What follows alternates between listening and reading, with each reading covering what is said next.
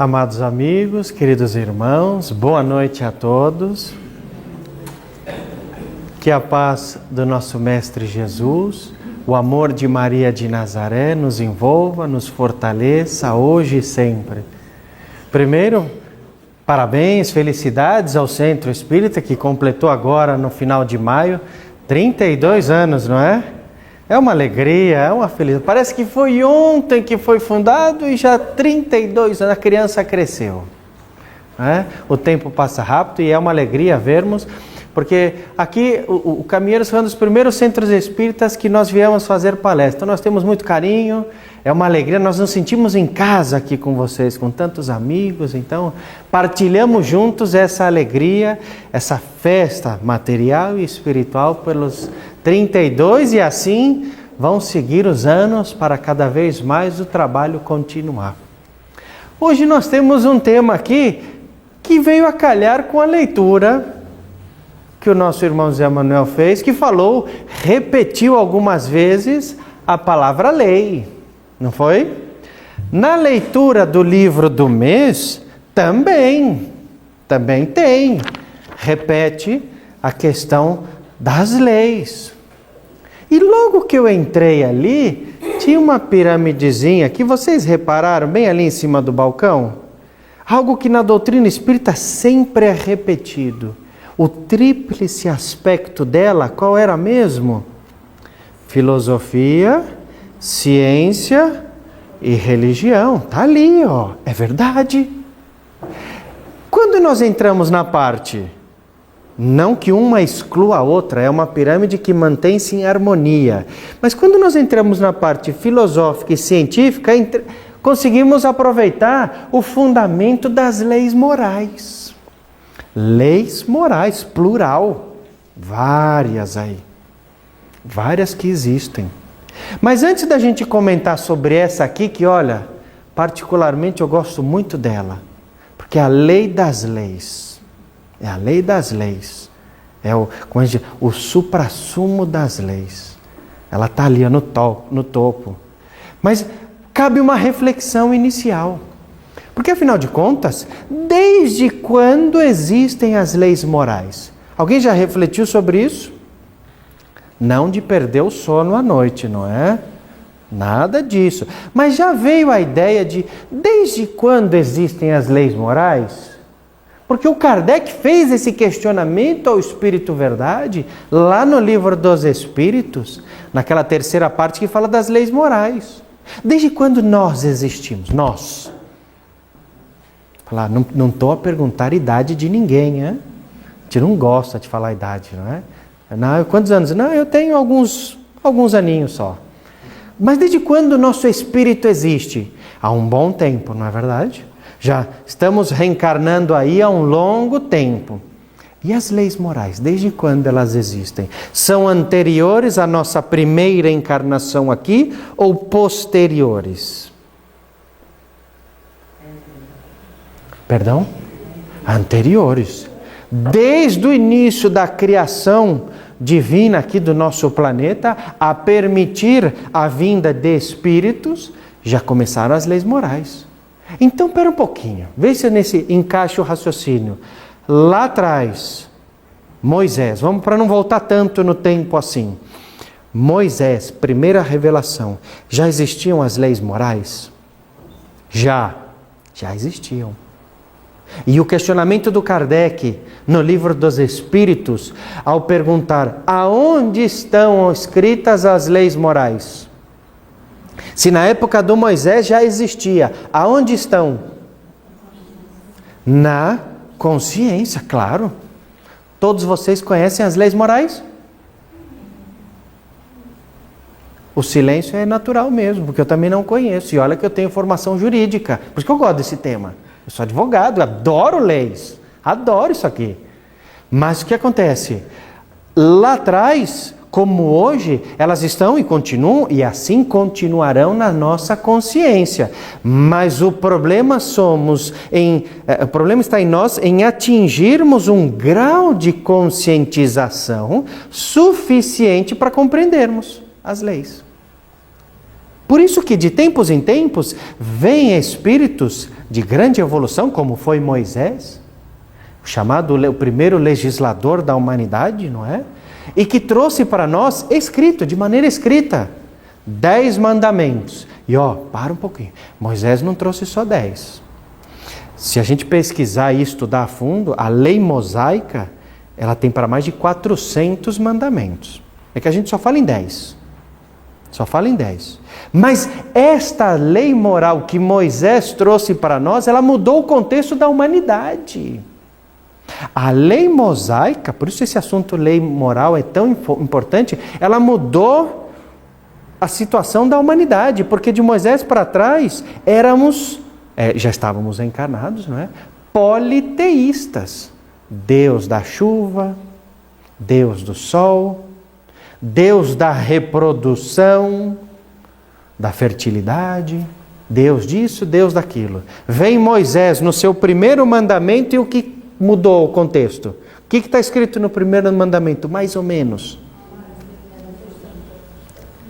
Esse é Jesus. Um pouquinho antes. Moisés foi 1250 anos antes. Eu sou o Senhor teu Deus, que te tirei da casa de servidão. Não tereis falsos ou outros senhores. Monoteísmo. Nós acreditamos em quantos deuses hoje?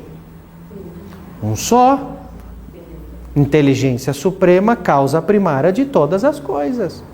Olha como o assunto legislação vai abrangendo para nós. Hoje nós somos monoteístas. E quando vem Jesus, a segunda revelação, e Allan Kardec, a doutrina espírita codificada por Allan Kardec, seguindo esse pensamento, que foi na lei mosaica lá atrás que começou. Aí a gente vai acompanhando o nascimento para nós da lei mosaica, da lei de Jesus, que aí sim, qual era mesmo que vocês falaram?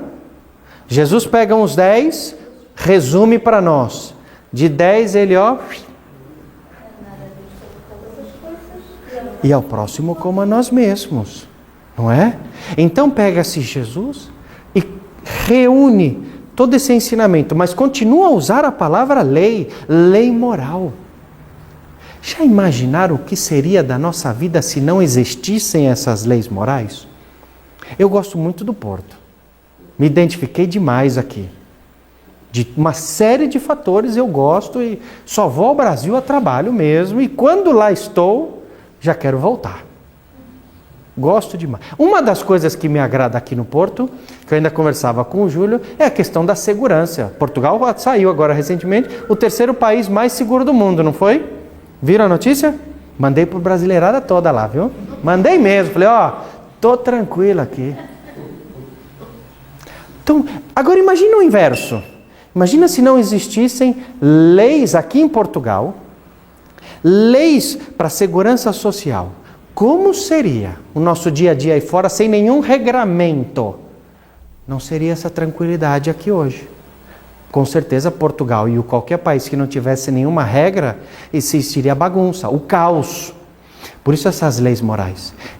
E quando vocês falam lei de Jesus, amar a Deus e ao próximo, ela encontra fundamento aqui, lei de justiça, amor e caridade. Porque vem Jesus e fez isso que vocês falaram, está no Evangelho. Do amor, amar a Deus e amar ao próximo. Olha essa frase que lá está no Evangelho segundo o Espiritismo. Desculpe se eu estiver à frente. O amor resume toda a doutrina de Jesus. Sentimento por excelência. A lei de amor é o capítulo que está no Evangelho, capítulo 11, amar ao próximo como a si mesmo. Então eu tenho o fundamento da lei de amor como o caminho, a verdade e a vida para seguir Jesus, correto? E aí eu encontro, me permita só voltar, eu encontro essa lei no livro dos Espíritos. Lei de justiça, de amor, que está no Evangelho, e de caridade. É uma ou são 3 leis? Uma só ou 3? Lei de justiça, amor e caridade, ou lei de justiça, lei de amor, como vocês viram agora no Evangelho, e lei de caridade.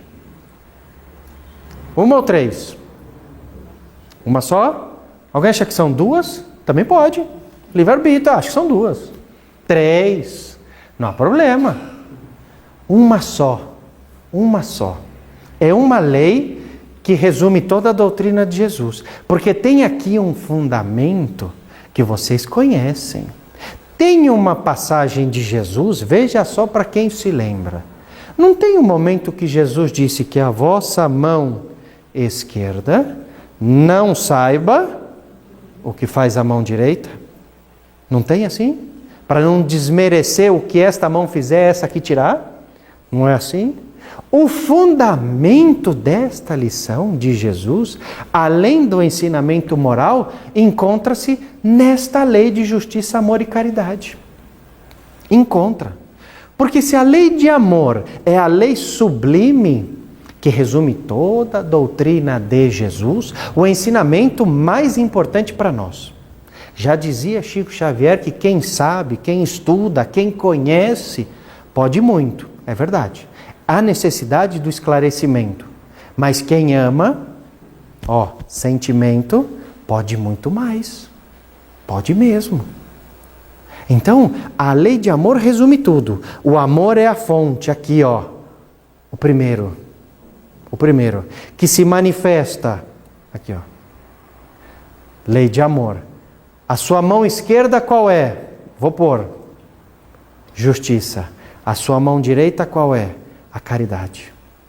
Por isso Jesus usou esse exemplo.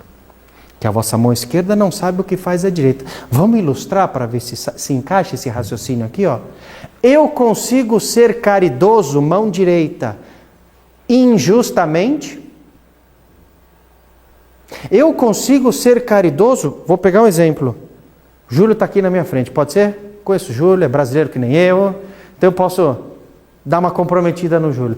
Eu consigo tirar algo do Júlio para dar à esposa dele, para a Eni? Fazer a caridade com ela prejudicando ele? Posso? Não posso. Porque o ato de caridade não atinge a plenitude se eu for injusto. Não dá. Eu não posso prejudicá-lo, ainda que seja com a justificativa de ajudá-la. Não posso. Já viram no Evangelho infortúnios voluntários, o verdadeiro cilício? É assim que está escrito. Eu posso me automartirizar por vontade própria? Se eu não tiver nenhuma intenção de ajudar o outro? Eu tenho que ter sempre a intenção de praticar o bem. A lei de amor vem primeiro. Mas eu não consigo fazer a caridade... vou pegar a luz aqui. Eu não consigo praticar a caridade se eu prejudicar o próximo. E eu não consigo ser justo sem praticar a caridade, que é o que nós vamos ver agora. Eu não consigo ser justo se eu não praticar a caridade. Não dá. Então, tem esse fundamento que sustenta a lei de amor. Sustenta. É a prática dela. O amor não prejudica ninguém. O amor não se impõe a ninguém. O amor não prejudica no sentido material e espiritual também, não é?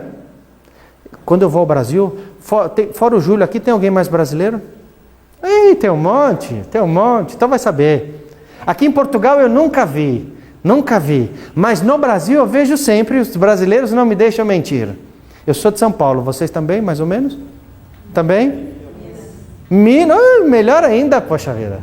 Vê se em Minas tem o cartaz assim, eu estive em São Paulo faz um mês, na Avenida Paulista tem lá uma faixa assim, traga o seu amor em 10 dias. Já viram?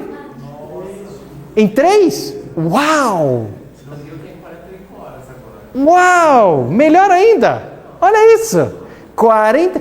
Traga o seu amor... Vou ficar com 48 horas. Gostei dessa. Intensa.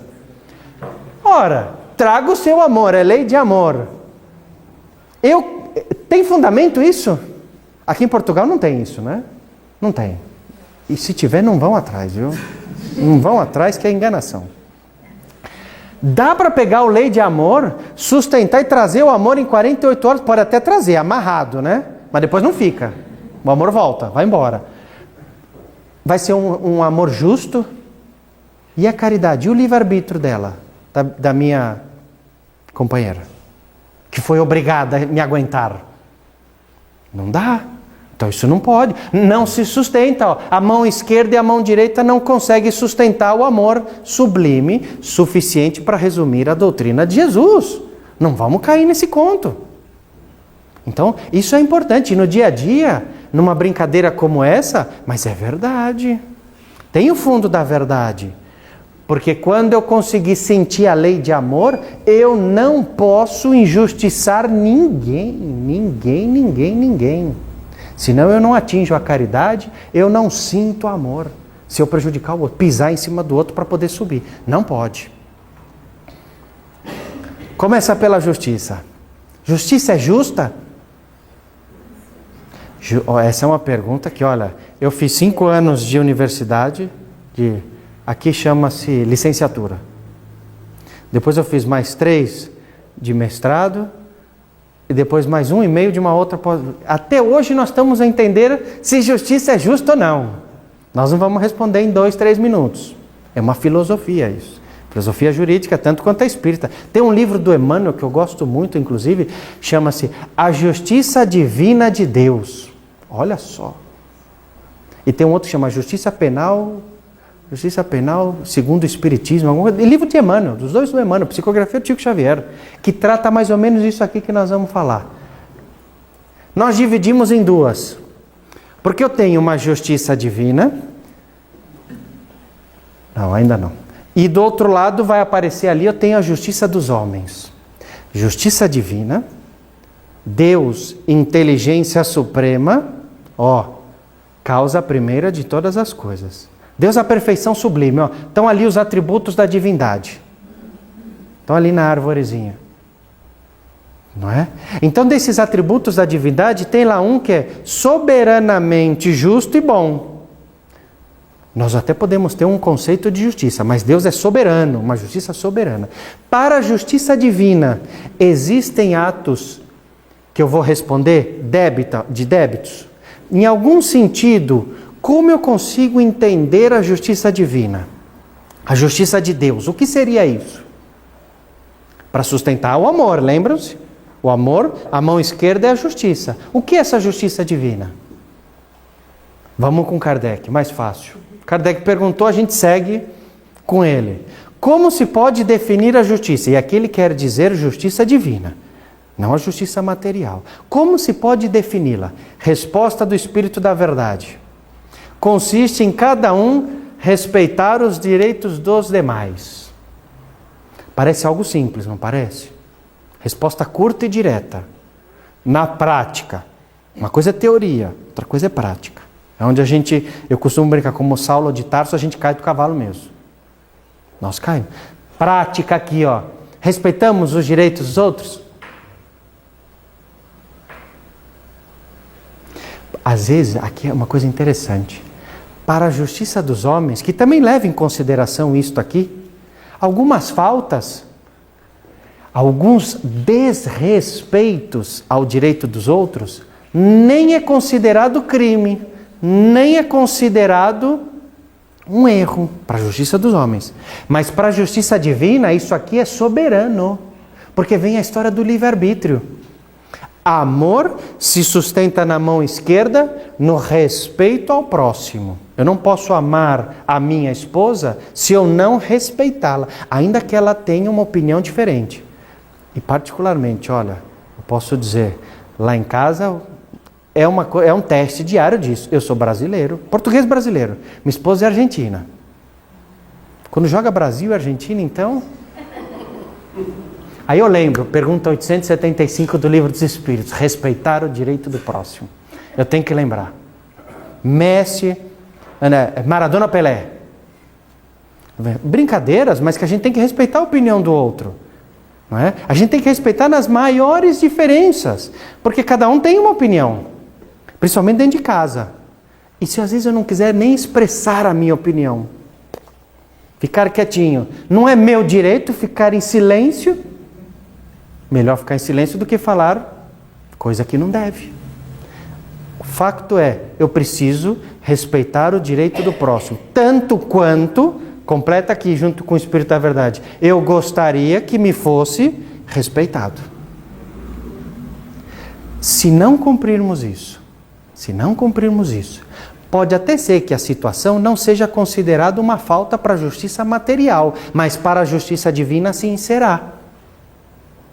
Pode até ser que materialmente falando não seja um débito, não precisa de advogado, não vá a tribunal.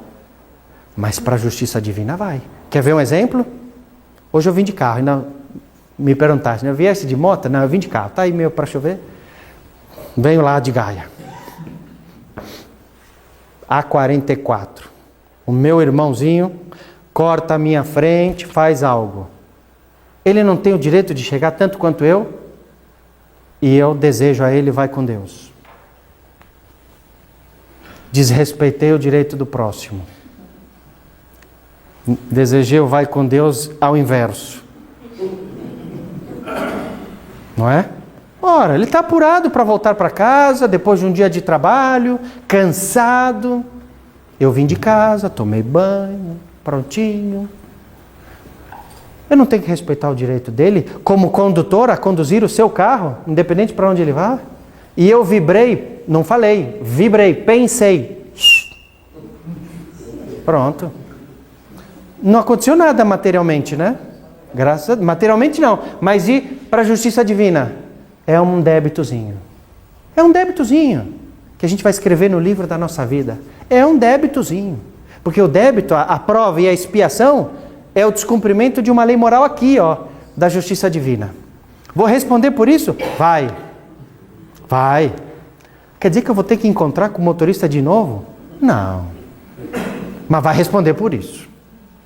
Cada situação, até de pensamento, quando eu não souber respeitar isso, é uma dívida que eu adquiro. Imaterialmente, justiça dos homens. Em que se baseia a justiça dos homens? É o mesmo fundamento da justiça divina? Veja que nós estamos a analisar, não vamos perder o contexto, do amor na sua mão esquerda, que é a justiça. Em que se baseia a justiça dos homens? Pense o contexto histórico.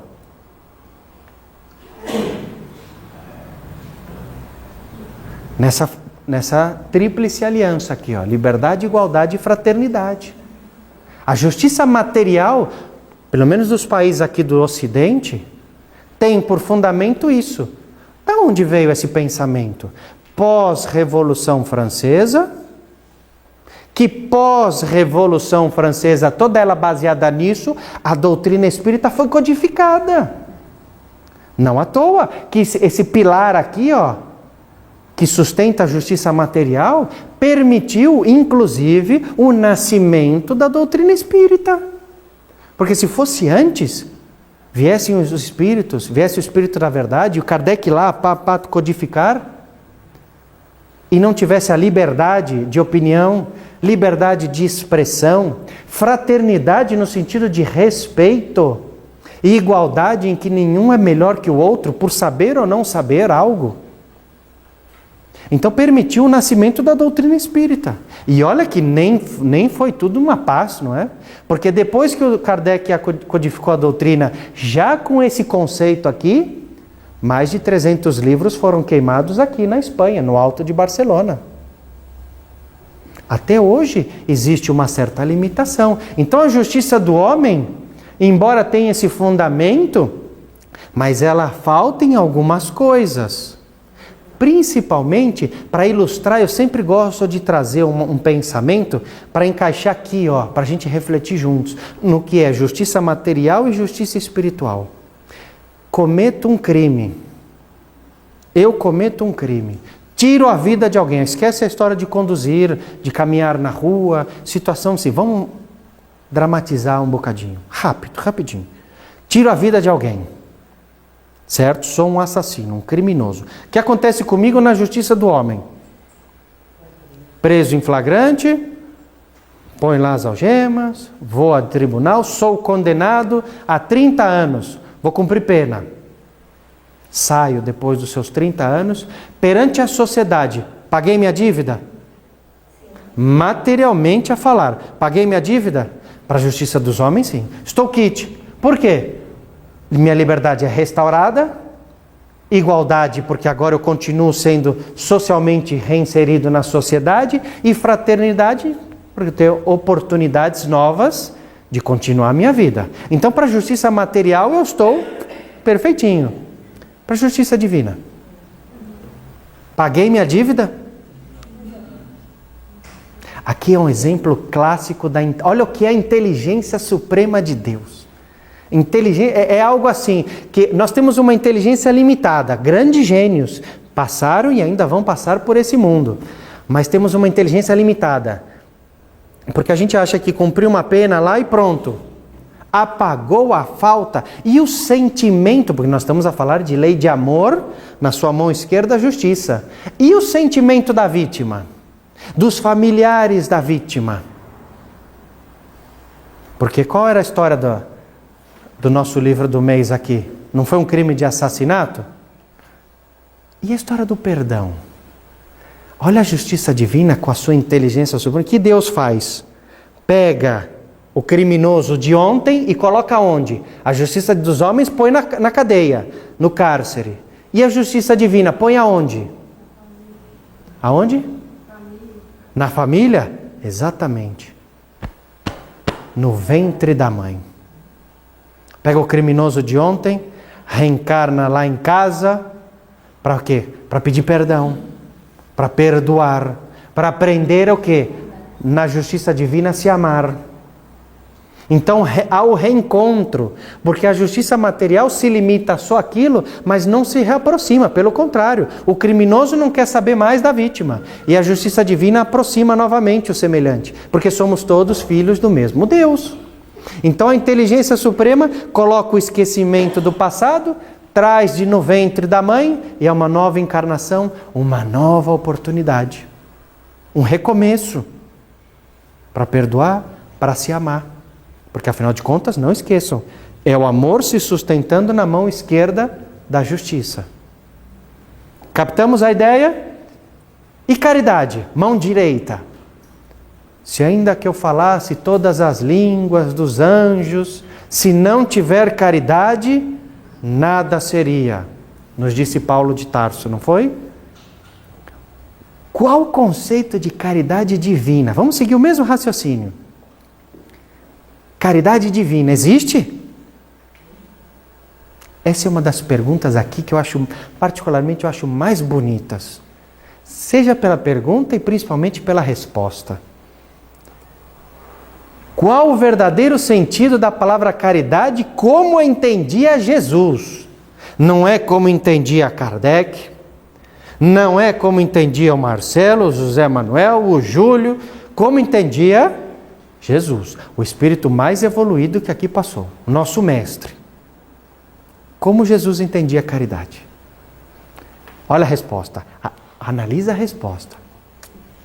Benevolência para com todos, indulgência para as imperfeições dos outros, perdão das ofensas.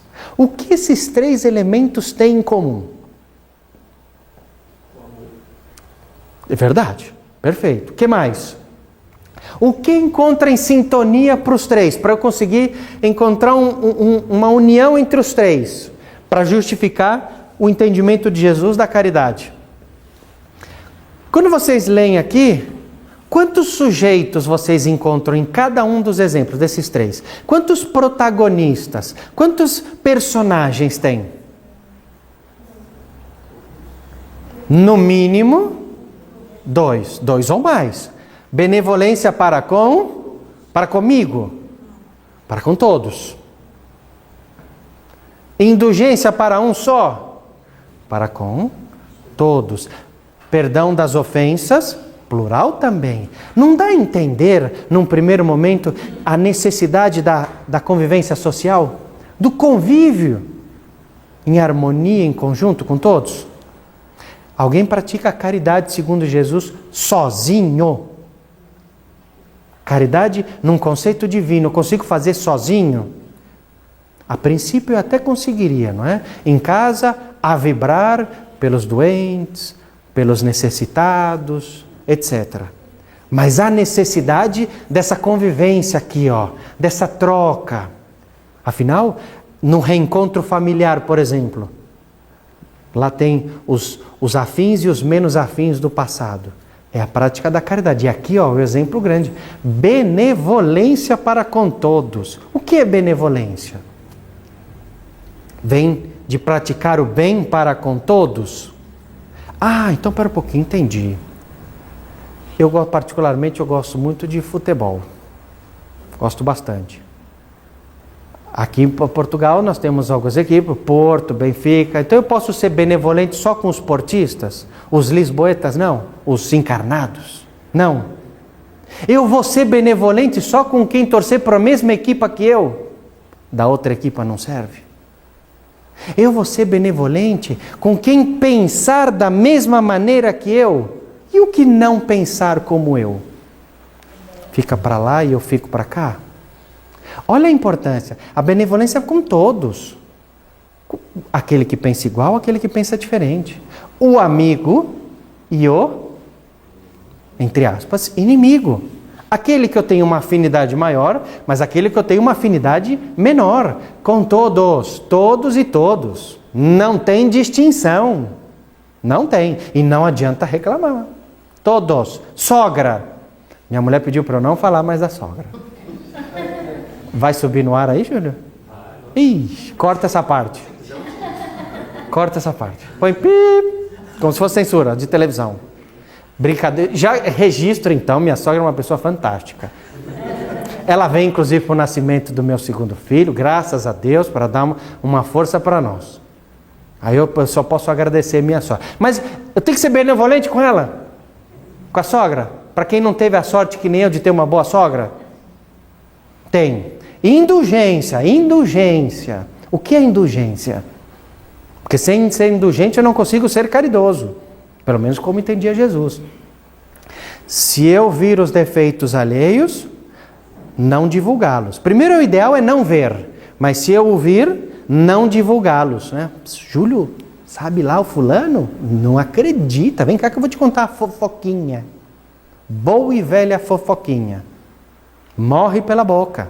Não pode. Por quê? Indulgência para com as imperfeições dos outros. Porque, afinal de contas, Deus não tem que ter indulgência para com as nossas imperfeições? Ou alguém é missionário aqui? Se for, me avisa que eu já vou sentar do lado. Se tiver um lugarzinho vazio, eu já sento aí com vocês. Não somos ainda. Então, a imperfeição, a indulgência para com a imperfeição de todos. É no futebol, é na política, é no trabalho, é no trânsito, é em casa, na rua, em palavras e em pensamentos. Porque isso aqui, para completar o último, perdão das ofensas, para quebrar o círculo vicioso de débitos. Senão a caridade não consegue entrar. Vai entrar algo injusto, não caridoso, não verdadeiro, não amoroso. Então, o conceito de caridade resume tudo isso aqui, ó. É difícil. É um exercício diário. É um exercício diário. Porque na primeira oportunidade a gente reclama, a gente fala mal, etc. É um exercício diário disso aqui. Por isso que eu não consigo praticar ser justo quando eu falo mal do outro. Não consigo. E muito menos vivenciar a lei de amor que resume toda a doutrina de Jesus. Por fim, caridade para os homens. O que significa? Caridade para vocês, o que é? Eu não tenho mais nada ali. Está em branco mesmo. De propósito. O que é caridade para nós? Quando Chico Xavier desencarnou, 2002, do lado espiritual, havia, bem verdade que do lado material também, mas do lado espiritual foi feito todo um trabalho muito lindo, o seu espírito ali próximo ao corpo, velado por Cidália, sua segunda mãe. Vieram várias entidades de muita luz para aproveitar aquele momento. Havia o envolvimento de todos os espíritos que aparecem naquela coleção de André Luiz, Clarencio, Aniceto dos Mensageiros, Aulos, um espírito de muita luz, etc. Todos os mentores ali a envolver, fazer uma sustentação. Aparecem no final, para resumir, José Xavier, o seu irmão, que foi um grande apoio para o Chico, Emmanuel e Leon Denis. Leon Denis faz um discurso a não deixar as pessoas, os espíritos que lá estavam, a desanimar.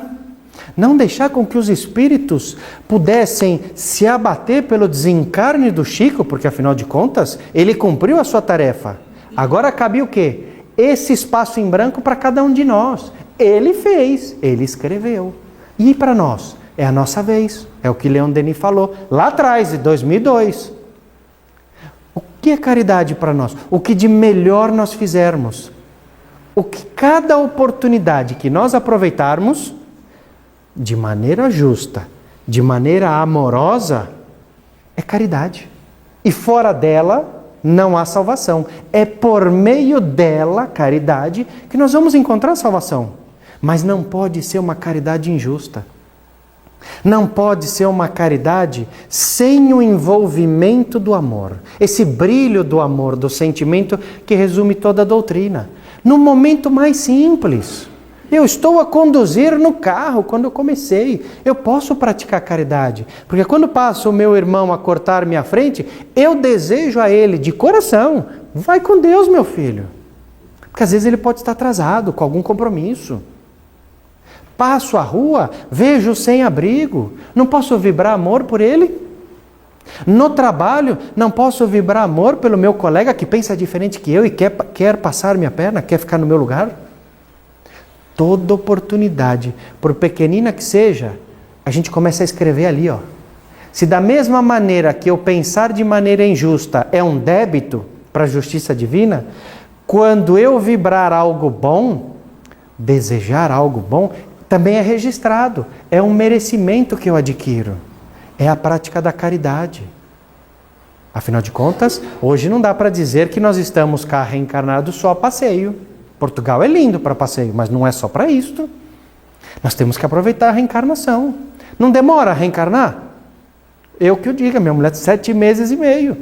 Nasce logo, criança. E para desencarnar? É assim, ó. Amanhã a gente já pode estar desencarnado. Então vamos aproveitar agora. Vamos aproveitar o momento. É chegada o momento da separação do joio e do trigo, disse Jesus. É o momento de aproveitarmos a nossa encarnação para escrevermos a nossa história na caridade. Mas nunca, nunca, nunca de maneira injusta. Porque senão vai acontecer o que Jesus disse. A mão esquerda vai retirar o que a direita fizer de bom. E aí não é amor. Pode ser qualquer outra coisa. Doentia, mas amor não vai ser. Por isso que isso é uma lei só. Lei de justiça, amor e caridade. Muita paz, muita luz, muita força para todos vocês hoje e sempre. Muito obrigado.